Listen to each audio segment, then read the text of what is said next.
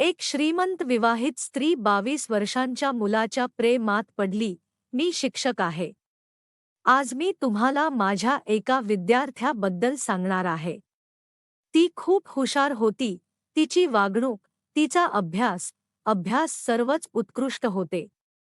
तिच्या घरच्यांना हे कळले की नाही माहीत नाही, पण ती खूप स्वच्छ आणि टापटीप राहत होती. त्यामुळे ती आरशासमोर बराच वेळ घालवत असावी. काही वेळाने ती गेली आणि पुढच्या शिक्षणासाठी बाहेर कुठेतरी गेली. मी तिच्याबद्दल सर्व काही विसरून गेलो होतो आणि कालच ती अचानक मला भेटली. साधारण 12-13 वर्षांनी आमची भेट होती. त्याने गाडी रस्त्याच्या कडेला थांबवली आणि हाक मारली. क्षणभर मी तिला ओळखलेच नाही. मला आठवते की तिची आणि माझी ओळख झाली तेव्हा मी म्हणालो होतो की तुझ्यात एक सॉलिड बदल झाला आहे. तू सध्या काय करत आहेस असे विचारले असता तिने मला सांगितले की मी येथे नाही, मी सध्या परदेशात राहत आहे. माझे पती तिथे आहेत. आता महिनाभरासाठी ती आईकडे आली आहे. तिने माझा नंबर घेतला आणि भेटून गप्पा मारू असे सांगून निघून गेली. माझा पेशा हा शिक्षक असल्याने अनेक वेळा मी माझ्या विद्यार्थ्यांना भेटतो. काही हाक मारतात तर काही विसरतात. पुढच्या 4 ते 5 दिवसांनी तिचा मला फोन आला की आपण भेटू शकतो का. त्यानंतर आमचं हॉटेलमध्ये भेटायचं ठरलं. संध्याकाळी आम्ही हॉटेलमध्ये भेटलो.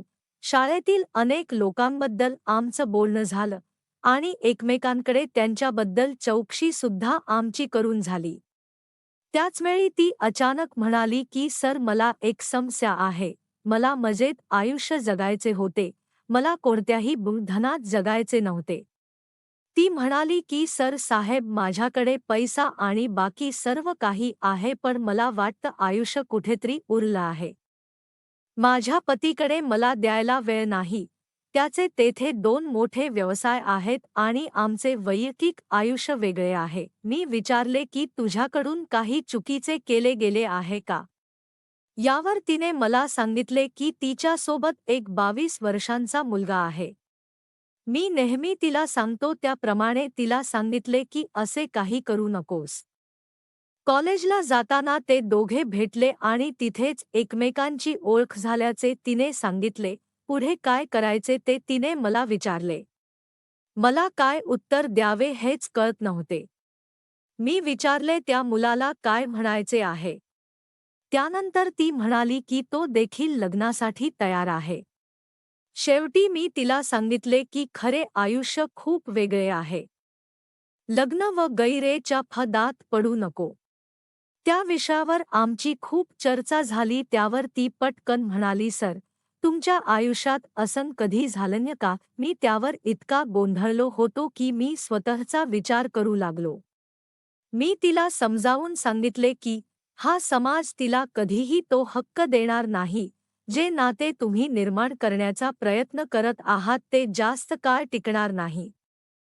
तुझ्याकडे एवढा पैसा आहे आणि त्यासोबत मिळणारा सर्व सन्मान देखील तू फक्त एका चुकीमुळे गमावाल. त्यानंतर तुझ्याकडे खेदाशिवाय काहीही राहणार नाही. आणि तू ज्या मुलाबद्दल बोलत आहेस तो फक्त 22 वर्षांचा आहे. तो तुझी चांगली काळजी कशी घेईल आणि तू त्याला कसे समजून घेशील. मी असं बोलतच ती जोरात हसायला लागली आणि ती बोलली, तसं काहीही नाही आहे. सर, इतक्या वर्षांनी भेटलो म्हणून मला तुमची गंमत करावीशी वाटत होती.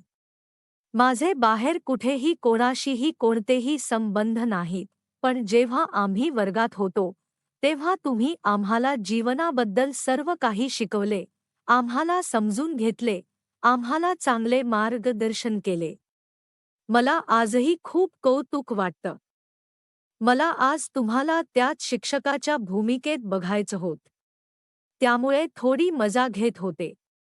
मी तिला कॉलेजमध्ये रागावल्यासारखं ओरडत होतो आणि ती पण सॉरी सर म्हणत हसायला लागली होती.